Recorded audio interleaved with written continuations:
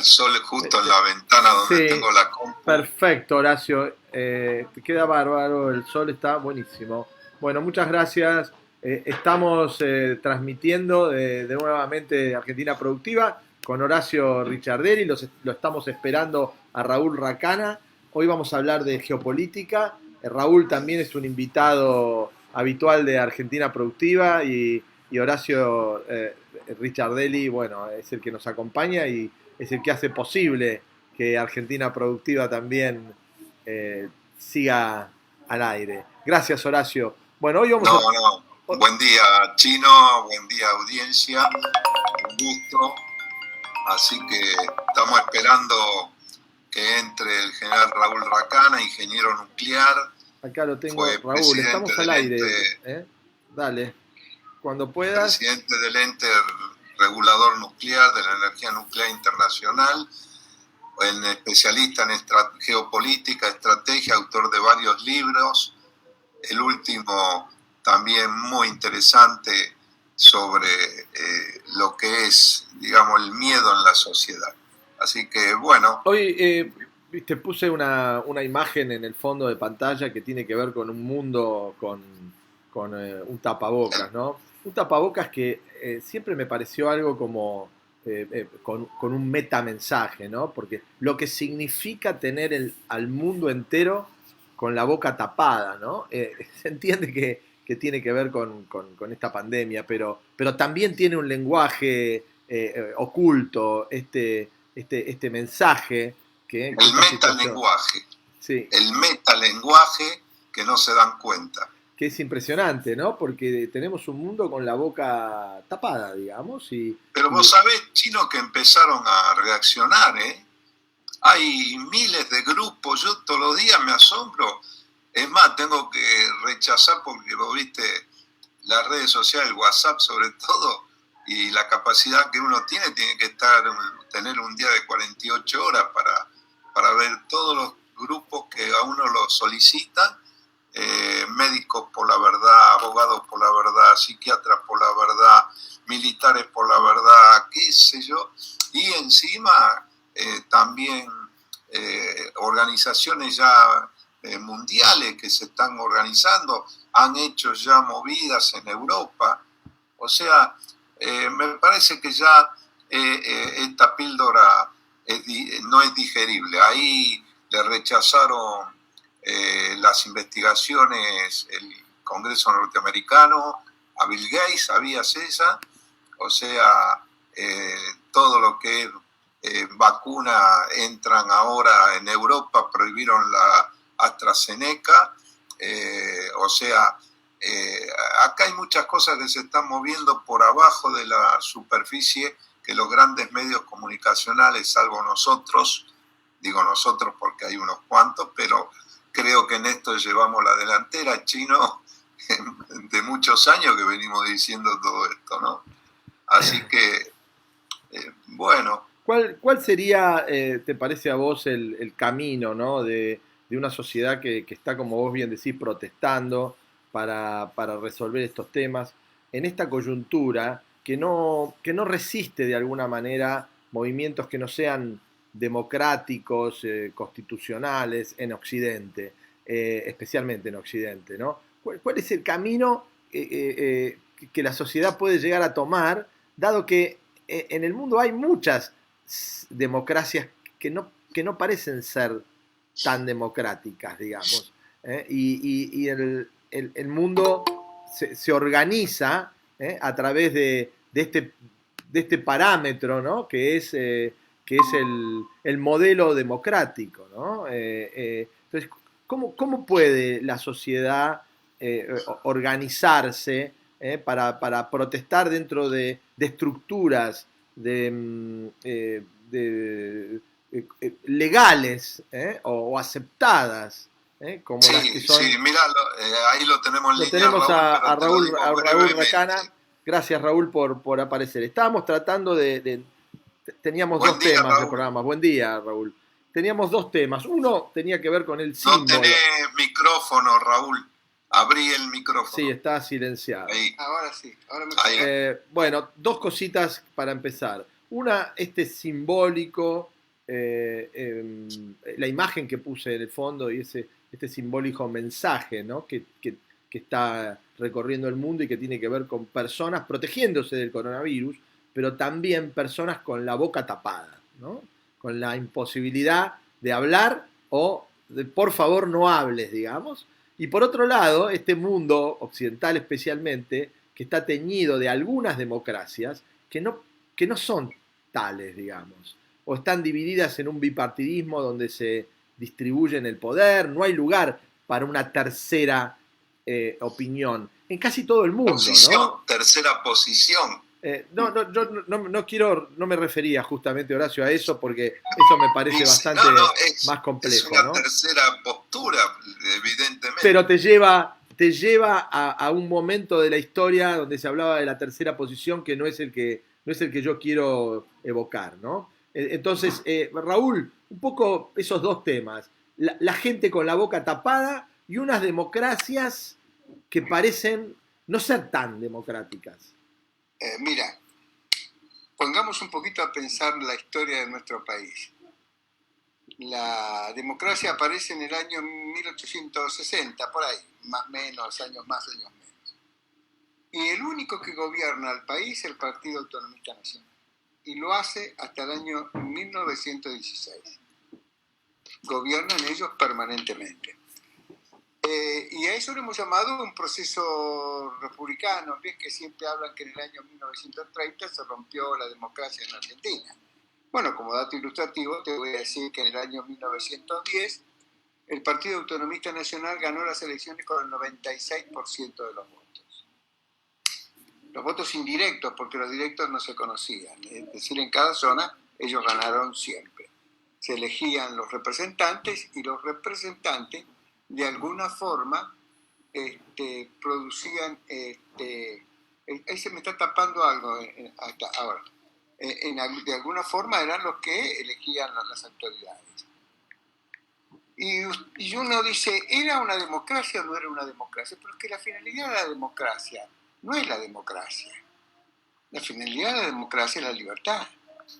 Es un sistema que parece que funciona adecuadamente para preservar las libertades de los seres humanos en el funcionamiento de las organizaciones de un país. Cuando la libertad se pierde, ya sea democráticamente o no, deja de existir la democracia, porque si no, entonces tendríamos que ponerlo como líder de la democracia internacional a Hitler. ¿Por qué no? ¿Acaso no ganó las elecciones democráticamente? O Stalin. O Stalin. No, Stalin más todavía. ¿Sí? O quizás también Mussolini. Tal vez. ¿Esa es la democracia? Esa es la democracia que nosotros tenemos en Argentina. Esa sí, esa tenemos acá. Esa es la democracia que nosotros llamamos democracia, que es la que sirve. No sé si sirve. Si no me preserva la libertad es inaceptable. Pero ahí vamos, Raúl, al principio de la charla con Horacio, cuando vos estabas por entrar. Entonces, bueno, ¿qué le queda a la sociedad que de alguna manera no quiere tener la boca tapada y quiere expresarse y no tiene un lugar para expresarse, salvo los dos partidos políticos del mundo, porque en todo el mundo es exactamente igual, que se distribuyen el poder, se lo van intercalando y deciden los destinos. En algunos países, además, donde el voto no es obligatorio, o sea, es muy poca la población que decide quién, digamos. Además, sumale a esto, ¿no? Si vos querés saber cómo funciona la democracia, bueno, andate a los griegos, y los griegos tienen lo que se llama algo así como el circuito de la democracia. Entonces la democracia empieza, se vota libremente, se llega a un estado de felicidad muy grande. Con el tiempo la felicidad es reemplazada por la apatía de las clases dirigentes o por el pueblo en general. Esa apatía intelectual lleva a esa especie de populismo, que el populismo no es más ni menos que una manera de ganar los votos y a partir de ahí seguir construyendo. El populismo produce una decadencia moral y económica de los pueblos, finalmente se produce la revuelta Y luego de la revuelta y la revolución que viene después, volvemos otra vez con el circuito si queremos seguir en la democracia. No es en vano que la humanidad, en 20.000 años de historia, pocos años tuvo de democracia, porque parece que cada vez que lo aplicaron, muy exitoso no le fue. Entonces, hoy Raúl, no sé si coincidís conmigo, que hay una coyuntura, volviendo de nuevo a repetir para no sentir que me equivoco, en Occidente, no hay una voluntad de los países de tolerar algún movimiento que no esté dentro de este parámetro de elecciones acordadas entre dos partidos que se distribuyen el poder. Hay una organización mundial que decide, esto es así, dos pónganse de acuerdo, distribúyanse el poder y nosotros los apoyamos. Y si viene un tercero que quiera modificar esta coyuntura, para empezar es subversivo, para empezar, ¿sí?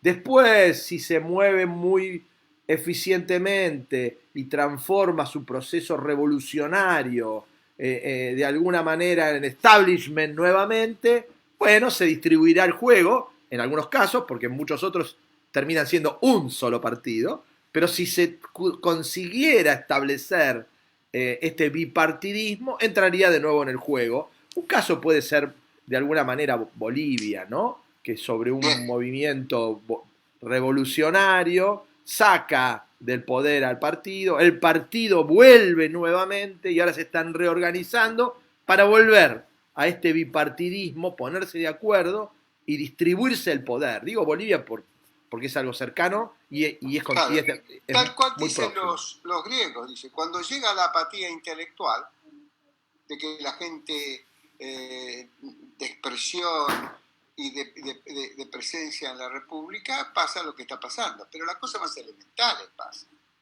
Entonces uno dice, bueno, pero ¿qué es lo que pasa? Pasan tres cosas. O hay un mundo colonial que se te viene encima, o hay un mundo expansivo que se te viene encima, o hay un mundo imperial.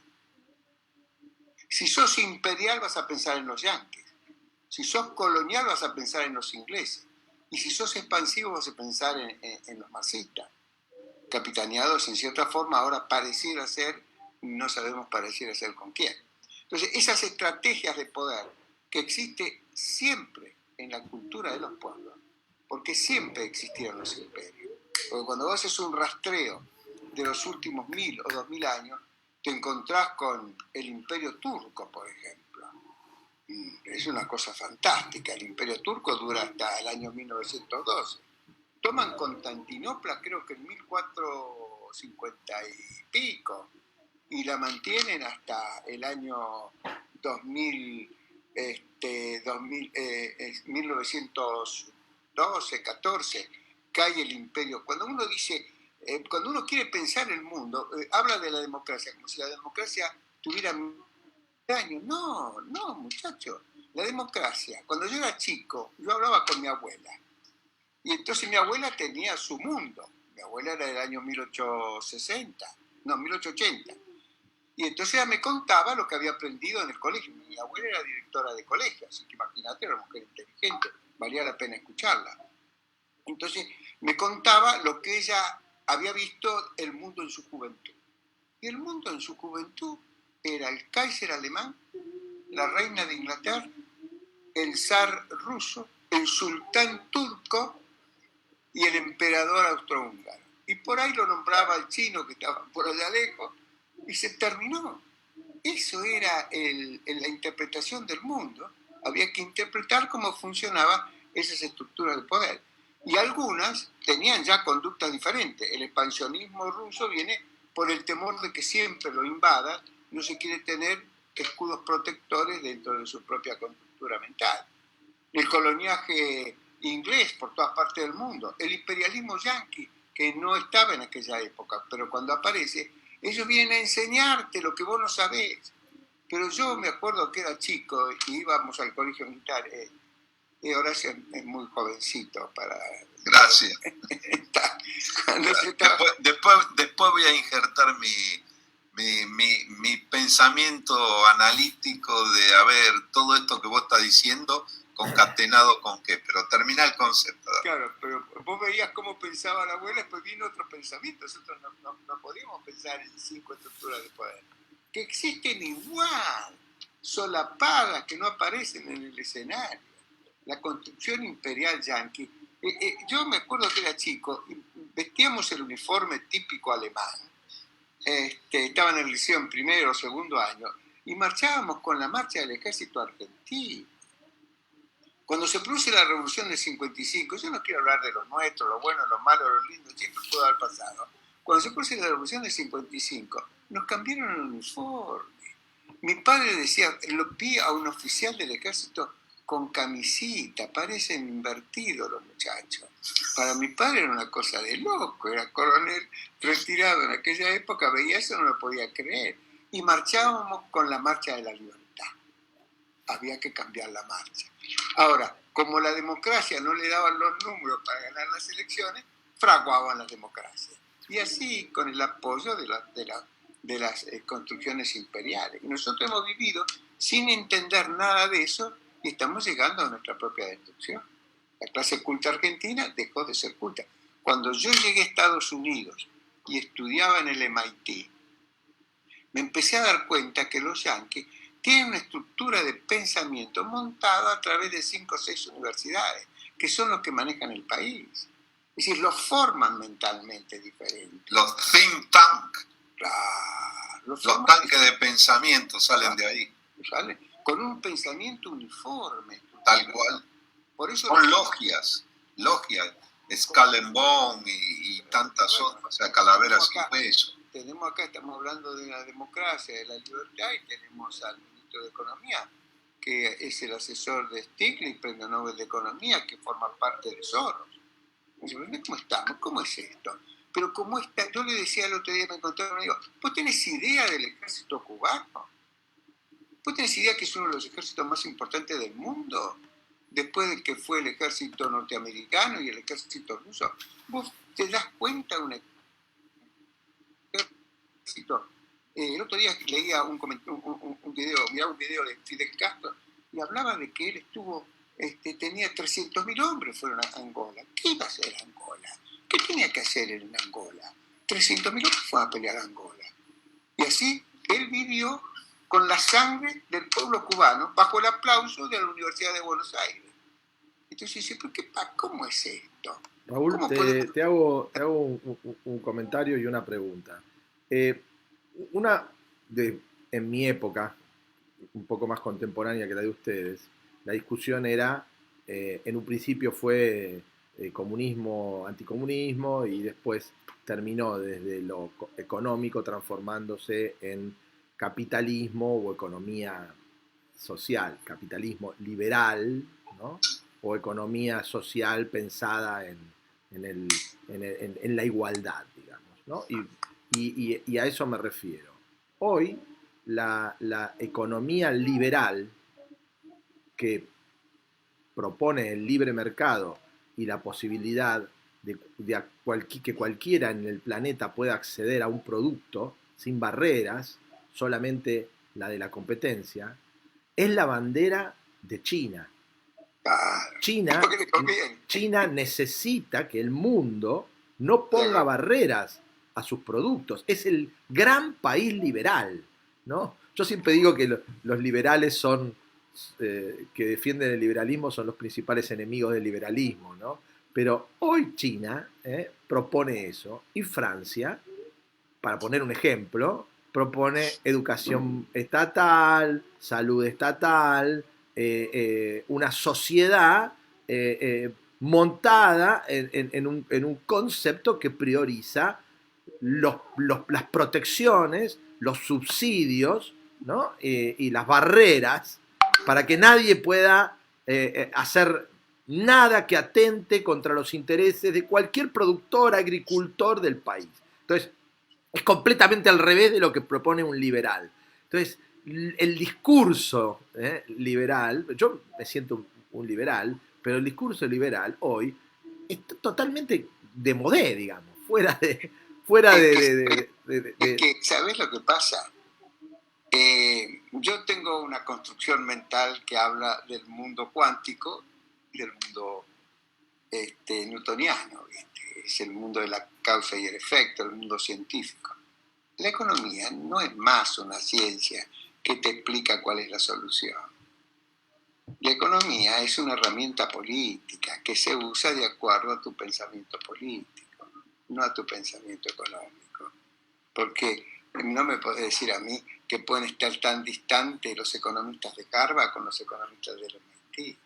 Mira, cuando yo tomaba el curso de economía en MIT con el profesor Thoreau, que era el que escribía todos los domingos en el New York Times, explicando el modelo económico norteamericano, y que es la línea keynesiana, porque la línea de MIT es keynesiana y la de Harvard no sabes bien qué es, porque depende de las circunstancias. Entonces, en la escuela de negocios de Harvard, de MIT, había una materia que era economía. Y entonces estábamos tomando la materia y yo tenía un compañero mío científico, de imaginar un físico nuclear, escuchar que la cosa puede ser blanca y negra, amarilla y celeste, y que no te la definía con claridad y que daba varias opciones. Entonces se para, yo digo, cállate la boca, pues nos van a echar a todos. Se para y dice, perdón, profesor, discúlpeme, usted me dice que la economía puede dar A, pero también puede ser B, y además puede ser C, y a veces es D. Entonces, yo realmente no termino de entender todo esto. Pareciera que es una disciplina poco interesante de aprender. Bueno, le dice el tipo, fíjate bien la respuesta del profesor, esto lo tengo grabado en la mente y no me equivoco en lo que estoy diciendo. Thoreau le contestó, estoy buscando todavía si es cierto o verdad lo que dijo, pero eso es lo que dijo él. Thoreau dice, bueno, mire, si usted cree que la economía no sirve para la conducción empresarial y no sirve para resolver los problemas, se equivocó de cátedra.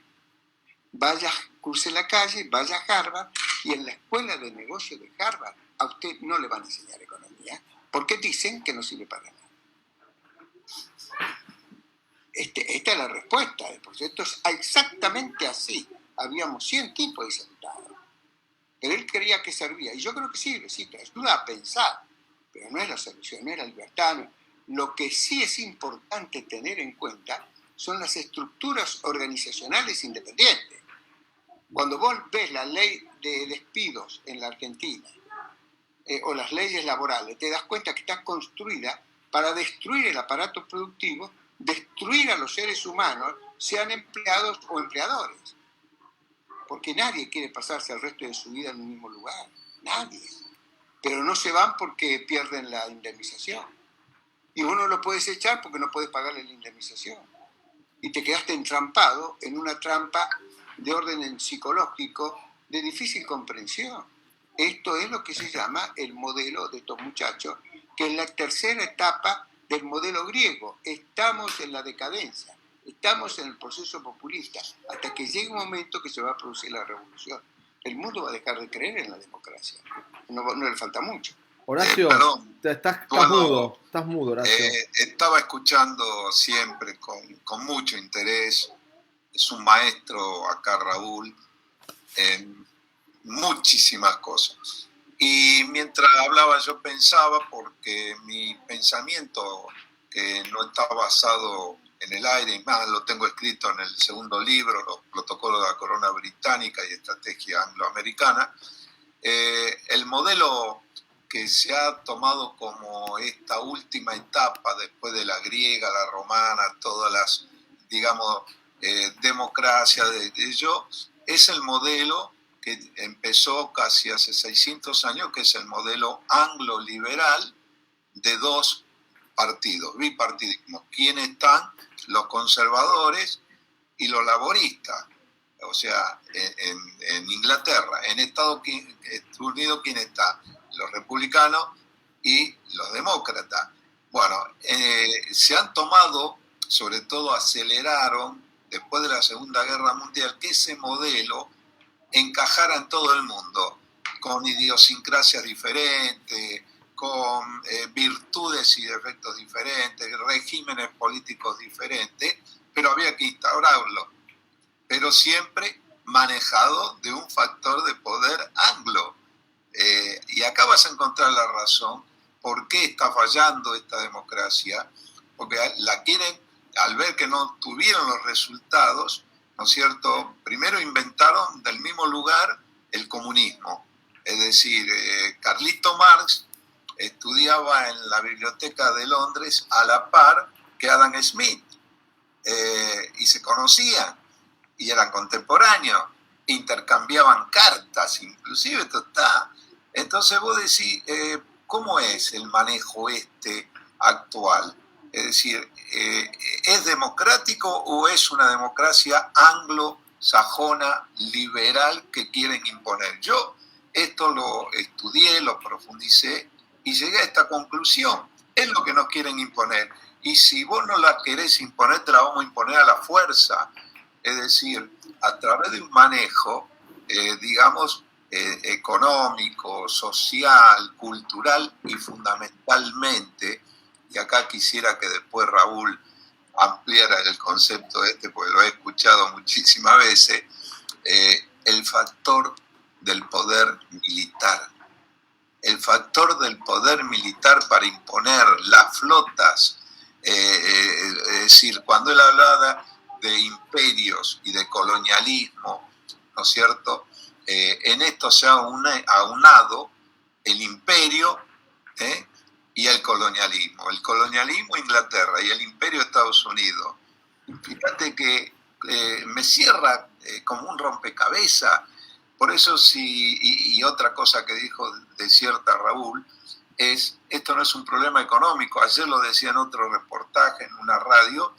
El problema argentino, me dice, no es económico, es político, geopolítico, y sumalo a eso, la corrupta clase dirigente que tenemos, inútil, inoperante, no idónea, es decir, y acá tenemos el resultado, pero ojo, no te salga de estos andariveles. Han sido cooptados de adentro, vaciado de contenido el peronismo y el radicalismo. Línea nacional, no existe el radicalismo, y la línea nacional del peronismo, que nació con una doctrina nacional, tampoco existe. Bueno, esto un poco lo que quería comentar, y yo quisiera que Raúl hable sobre el factor de poder. Él estuvo en el corazón de donde es el factor de poder, el brazo que usa el imperialismo y tanto el colonialismo inglés para imponer justamente estos modelos. Raúl. Sí, es muy interesante lo que decís, a mí me agrada mucho. Cuando uno empieza a ver las cosas de diferentes lugares, se van convergiendo. Yo di muchos años, el drama más grave es que te van educando sin construcción estratégica. La Universidad Argentina no tiene construcción estratégica. Si no tenés construcción estratégica, no entendés el poder. Si no entendés el poder, naciste para ser esclavo, para que te dominen, te pisoteen y hagan de ti una basura caminando por la calle. Porque esa es la esencia. Cuando vos vas a la Universidad de Buenos Aires, que yo fui, que yo estudié, no mucho, 2 años estudié en la Facultad de Física, también hice un año en la Facultad de Filosofía, donde estudié una carrera que se llamaba Sociología en aquella época, no sé si todavía existe.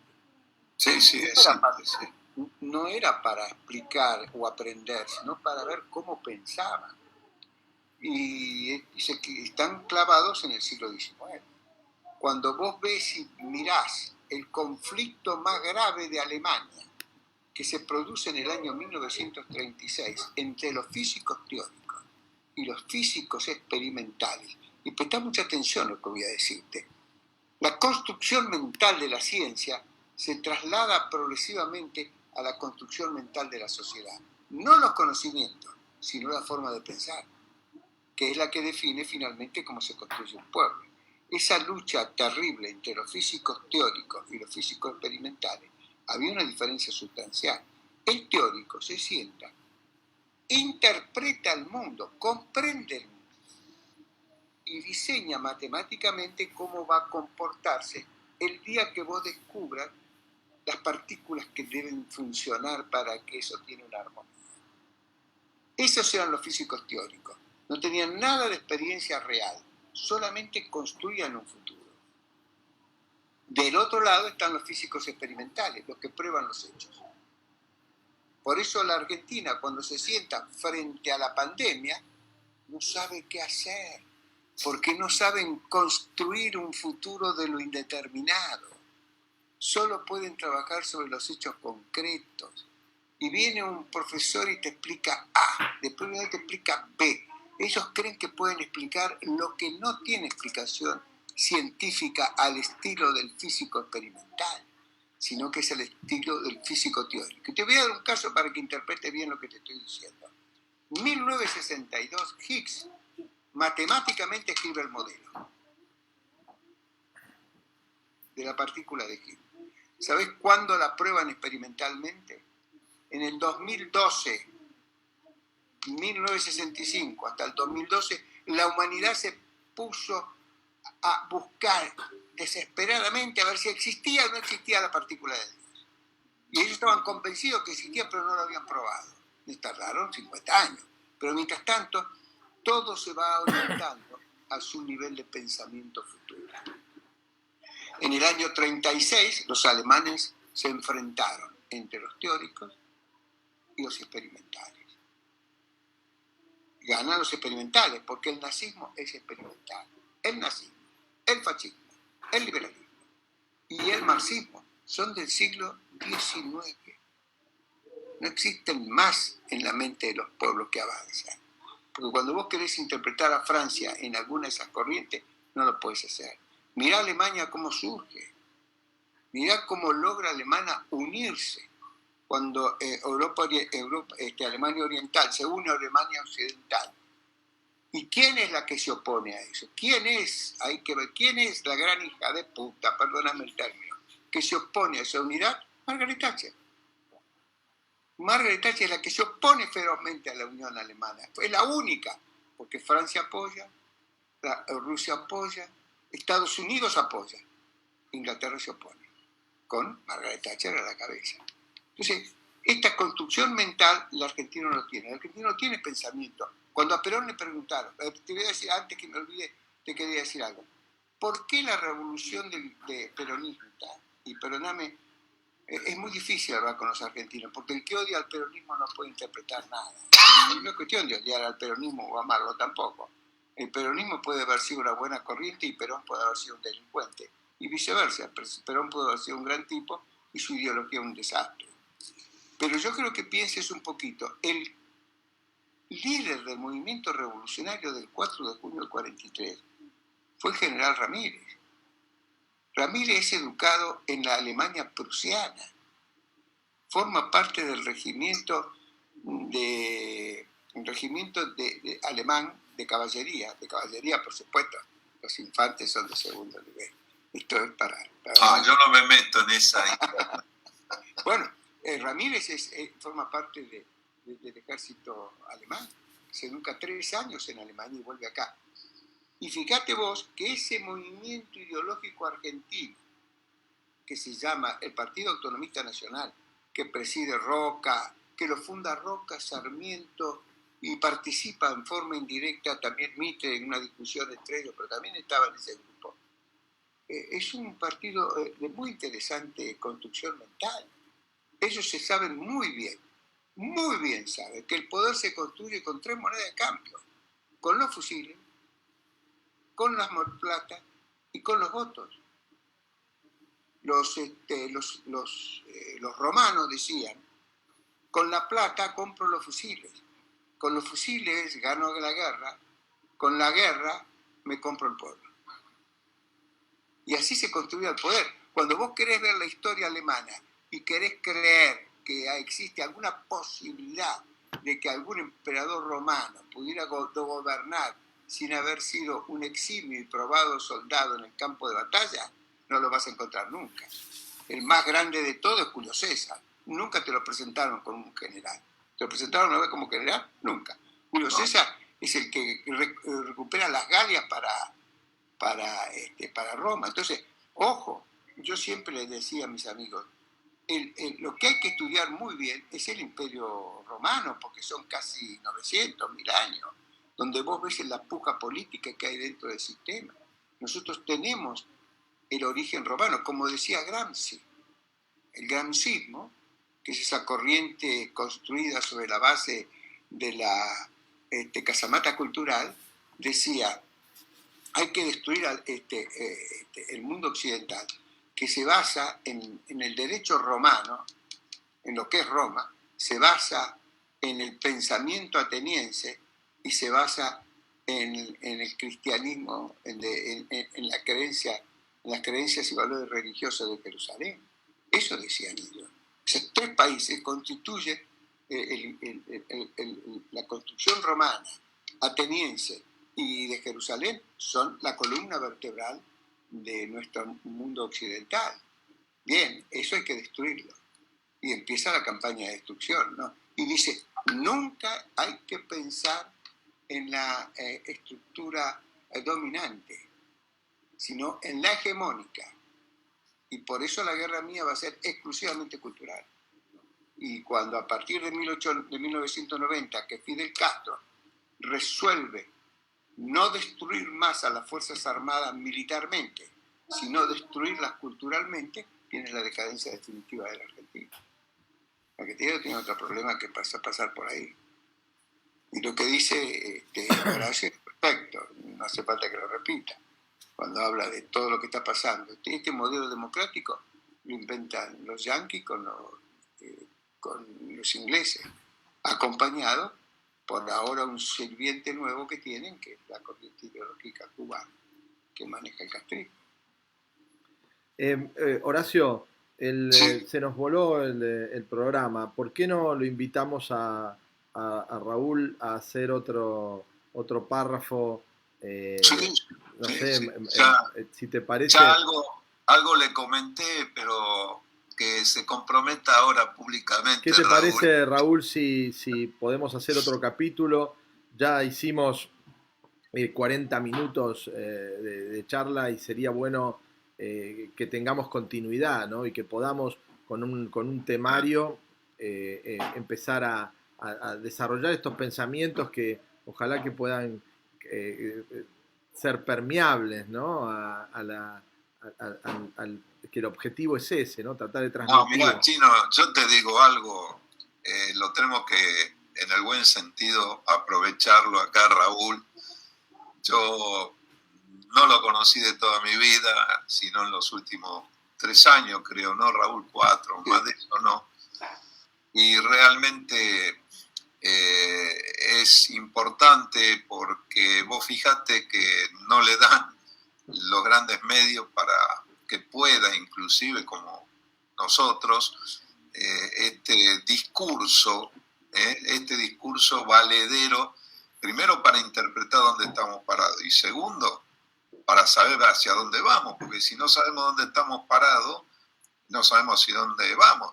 Y cada vez nos va, digamos, desorientando más porque la inutilidad, la incapacidad, los antivalores, que ellos se están adueñando de una clase dirigencial política y no admiten el razonamiento, no admiten la verdad, no admiten estos valores que hicieron grandes justamente a los romanos, a los atenienses, a los romanos, a los hispánicos inclusive en su desarrollo, porque mamó de ese tronco, y por último a nosotros, que somos América Latina fundamentalmente, herederos justamente de ese occidente en lo que es allá, más allá del Atlántico. O sea, bueno, esto yo creo que, Raúl, si vos estás de acuerdo, lo podemos entonces hacer, ¿no? ¿Qué te parece? Vamos para adelante, Raúl. Te invito entonces, te invitamos con Horacio a encontrarnos nuevamente en el transcurso de la semana, como para seguir conversando sobre estos temas. Vamos a adelantar el temario, así organizamos un poco la charla y te esperamos. Gracias a los dos, a Horacio Richardelli y a Raúl Racana por estar en Argentina Productiva. Nos vemos en otro en nuestro próximo capítulo. Muchas Gracias. gracias. Un abrazo. Gracias. Un abrazo. Hasta luego.